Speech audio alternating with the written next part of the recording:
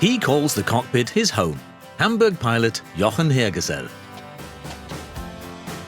And she's been flying around the world for many years, flight attendant Suella Bosse. They want to help us clear up a few myths about flying. 13 million Germans take to the skies somewhere in the world every month, and about 15% of them are afraid of flying. One reason for the fear of flying is superstition. These are your boarding passes for the return flight. A quarter of all German citizens say they're superstitious. To sit in the 13th row would be a catastrophe for these people. This is how flight myth number 1 comes about. Row 13 doesn't exist, does it? I think people are so superstitious that row 13 has been taken out, but I'm not sure. If you crash, it doesn't matter if you're in row 13 or 11, does it? I assume that the airlines don't necessarily take these myths into account and end up taking rows out. No, there is no 13, is there? Yes, this myth is true. I can confirm that. You can see that quite clearly here. We have a row 12 and a row 14. The 13 is completely missing, which is the case with almost all European airlines, because many people react superstitiously to the number 13, especially when they're traveling. So it really is true that there is no row 13. And some airlines also cater for travellers from other cultures, because row 13 is not something everyone is afraid of. Different countries, different fears. In fact, we don't have a row 17 either, because in Brazil and Italy the number 17 is an unlucky number. So neither row 13 nor row 17 can be the cause for any superstition-based anxiety here.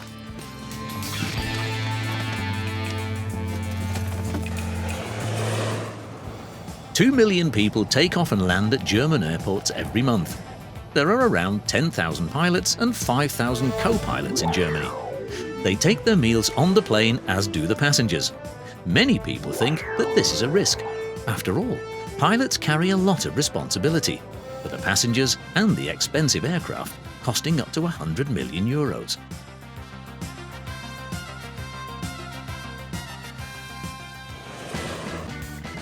This is how flight myth number 2 comes about. Pilot and co-pilot have to eat different meals. Is this true? Yeah, because you don't really know if someone's put anything into the food, so it's important that the co-pilot and pilot eat separately so they can be sure. I think they're obliged to eat different dishes. I once saw it in a film some years ago when they ate the same menu, fish, and they were both poisoned and ended up unconscious.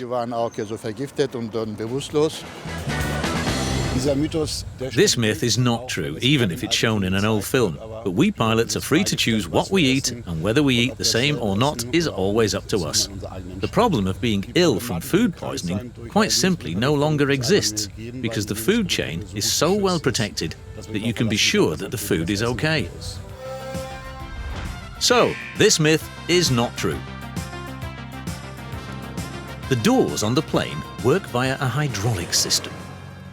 They are the entry and exit doors, but also the emergency exit.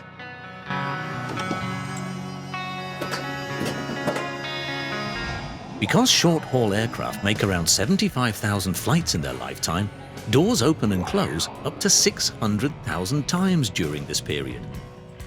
The exits are built into the fuselage and always have to work smoothly. But what happens when the aircraft is flying at around 800 kilometers per hour at an altitude of 10,000 meters? Can the doors be opened during the flight? Yes or no? You'd have to be pretty strong. Well, I think you'd have to open some kind of lock, but I don't think it opens during the flight. We don't sit near the door. We fasten our seatbelts, as long as we don't get sucked out when the door opens. This myth is not true. The doors can't be opened during the flight because they are so-called plug-in doors, which means that basically every aircraft door is in essence a part of the fuselage, and due to the cabin pressure you would have zero chance of opening the door at all during the flight. You'd need about 100 bodybuilders, and even then I don't think it would work. It can't be done. So, the myth is not true. At an altitude of 10 kilometers, the outside air pressure is only a quarter of the pressure on Earth. But inside the machine, the air pressure is similar to that on the ground. That's why opening the door at an altitude of 10,000 meters is as difficult as trying to move 8 tons. Ladies and gentlemen, we would like to ask you to switch off any electronic devices. This also applies to mobile phones, which should not be switched on until you arrive at your final destination.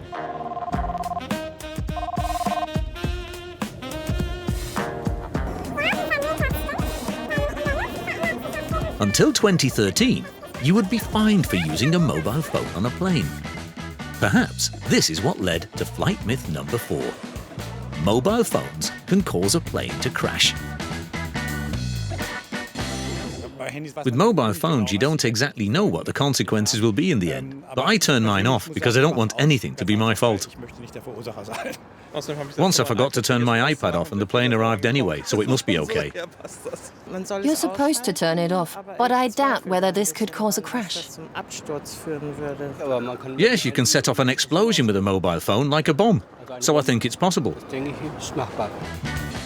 This myth is not true. A mobile phone definitely can't cause a plane to crash. But what is true is that they've noticed it does interfere with the radio communication, and it's actually quite annoying when you're sitting next to a passenger who's just talking on the phone all the time, and that's actually the main reason. So, this myth is not true. Since 2008, airlines can allow their guests to use technical devices, and each airline decides for itself whether to sanction mobile phone use or not. Most accidents happen during landing. Worldwide, around 600 people die in aircraft accidents every year. In comparison, 1.2 million people worldwide lose their lives in traffic accidents every year. And yet, many people are afraid of planes crashing. Flying myth number 5. If you're in a plane crash, you have no chance of survival. We'll be flying at a height of 10 kilometers. We're going to the Canary Islands. We won't get out of there alive if it crashes. If anything does happen, then it's usually a big deal. There's been a landing on the Hudson River before. That plane crashed too. I suppose if you've got a guardian angel or something, I'd survive anyway. I've got 7 lives. This myth is not true. Even if an engine should fail, you can still carry on flying for quite some time. The pilots are so well trained that they are also well prepared for all emergency situations. Basically, it can be said that traveling by plane is definitely the safest means of transport in the world. The most dangerous part of the journey is definitely the trip to the airport. So, the myth isn't true. For example, the A320 can still fly a full 153 kilometers without engines. And one more tip. It's definitely advisable to pay attention to the safety precautions and measures the flight attendant shows you before takeoff. Then you are very well informed and will know what to do in case of an emergency.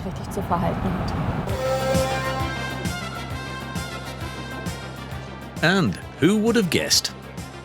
The probability of being involved in a serious accident on a plane is 1 in 100 million.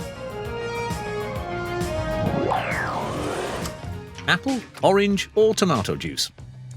A major airline serves around 1.7 million litres of tomato juice in German planes every year. What can I offer you to drink? A tomato juice, please. Okay. Yummy, yummy, yummy, I got love in my tummy and I feel like I'm loving you. Would you like salt and pepper? Yes, please. 1 in 4 passengers asks for tomato juice with salt and pepper at an altitude of 33,000 feet. Flight myth number 6. Tomato juice tastes better on board than on the ground. We asked the passengers. Ja, Yes, definitely. I'll have tomato juice again today. I'm really looking forward to it. Da freue ich mich schon richtig drauf. Well, I need it every time. Maybe it's because of the salt and pepper, the spices perhaps. It always tastes good up here. I think it's because the air is very dry and because certain taste receptors work differently. Well, I don't like it personally, but I can confirm that my husband only asks for it in the air, so I think it must taste better somehow. Yes, this myth is true, because in the air the sense of taste of every person changes, and of course tomato juice also tastes different due to the change of molecules in the air. So, for example, food that tastes very salty on the ground tastes milder in the air, and that's why many people like tomato juice a lot more up here. So, this myth is true. On the plane, you don't notice aromas as much. Fruity odours and sweet cooling flavours are intensified. On the ground, tomato juice doesn't get such a good rating and is drunk far less often.